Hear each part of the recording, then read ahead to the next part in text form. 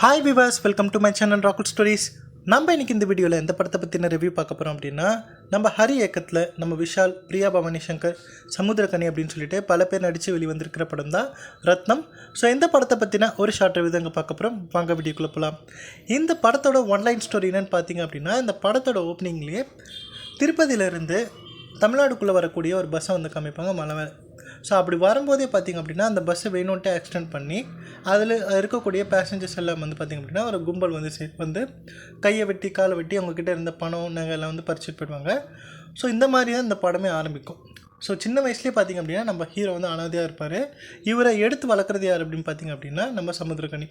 So இவரும் வளர்ந்துக்கிட்டு வருவார். அவரும் வந்து அவருடைய ப்ரொஃபஷனில் வளர்ந்துருவார். அதாவது என்ன ப்ரொஃபஷன் பார்த்திங்க அப்படின்னா கட்ட பஞ்சாயத்து பண்ணுறதுல வந்து வளர்ந்துருவார். கட்ட பஞ்சாயத்துக்கு பண்ணக்கூடிய ஒரு மிகப்பெரிய ஒரு சூப்பரான ஒரு ஆளை வந்து நம்ம ஹீரோவை மாற்றி வச்சுருப்பார். ஒரு நேர்மையான ரவுடியாக வந்து நம்ம ஹீரோ வந்து இருப்பார். ஸோ இந்த மாதிரி போயிட்டுருக்கோம். அப்படி போகும்போது தான் இவருக்கு ஒரு பிரச்சனை வருது. அது யாரால் அப்படின்னு பார்த்திங்க அப்படின்னா நம்ம ஹீரோயின். ஸோ அதுக்கப்புறம் என்ன ஆச்சு அப்படிங்கிறது அந்த படத்தோட மீதி கதை. ஸோ ஹீரோயின் இன்ட்ரடக்ஷன் வந்ததுக்கப்புறமா தான் கதை வந்து சூடு பிடிக்கும். அதாவது என்ன ஸ்டோரி அப்படின்னு பார்த்திங்க அப்படின்னா, ஹீரோயின் வந்து நர்சிங் கோர்ஸ் முடிச்சிருப்பாங்க.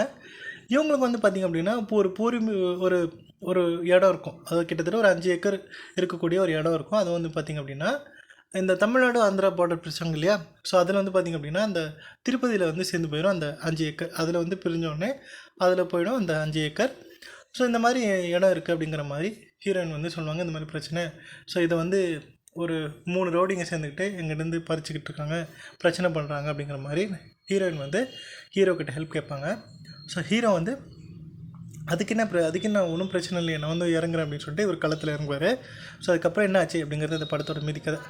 அதாவது அந்த சைட்டை பார்த்திங்க அப்படின்னா ரொம்ப பவர்ஃபுல் வில்லன்ஸாக வந்து அந்த 3 பேரை காட்டுவாங்க. அதாவது ஆந்திராவில் பார்டரில் இருக்கக்கூடிய அந்த திருப்பதியில் இருக்கக்கூடிய 3 ரவுடிஸை வந்து ரொம்ப வந்து அப்படி காட்டுவாங்க. பார்த்திங்க அப்படின்னா அப்படியே ரொம்ப கொடூரமான ரவுடிஸ் வந்து ஊரில் இருக்க எல்லா நிலத்தெல்லாம் வந்து பறிச்சிக்கக்கூடிய அது மாதிரி ஒரு காட்டுவாங்க.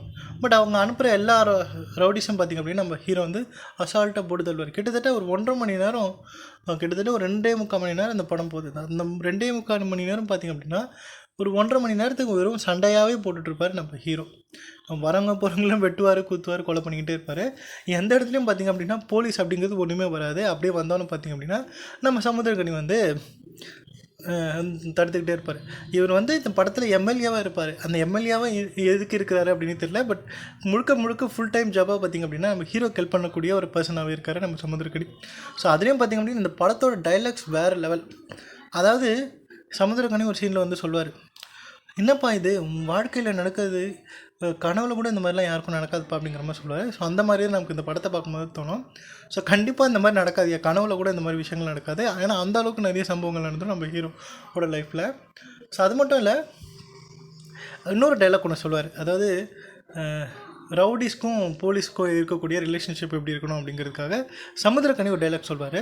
ஸோ நல்ல அண்டர்ஸ்டாண்டிங்கில் வந்து ரவுடியும் போலீஸ்காரங்க வந்து இருக்கணுமாமா.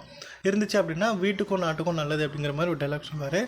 இன்னொரு விஷயம் என்ன அப்படின்னு பார்த்திங்க அப்படின்னா நம்ம ஹீரோ வந்து இதை வந்து ஹைலைட் பண்ணுவார். என்ன அப்படின்னா, நான் வந்து காசுக்காக கொலை பண்ணக்கூடிய ரவுடி கிடையாது, நான் வந்து கொள்கைக்காக கொலை பண்ணக்கூடிய ரவுடி அப்படிங்கிற மாதிரி வந்து நம்ம ஹீரோ சொல்வார்.